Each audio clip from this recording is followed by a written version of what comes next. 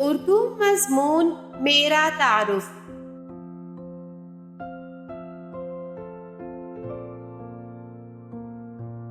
मेरा तारुफ। मेरा नाम फ़ाइज़ा खालिद है। मैं लाहौर में रहती हूँ।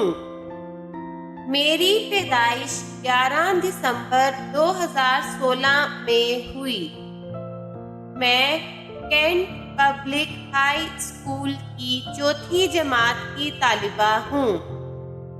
मुझे पढ़ाई करना बहुत अच्छा लगता है। मैं बड़ी होकर डॉक्टर बनना चाहती हूँ। मेरे घर में मेरी अम्मी, अबू, मेरी दादी और मुझे मिलाकर बस 4 लोग रहते हैं। मुझे अपनी दादी से कहानियाँ सुनना बहुत अच्छा लगता है। मैं अपने घर की बहुत लाडली हूँ।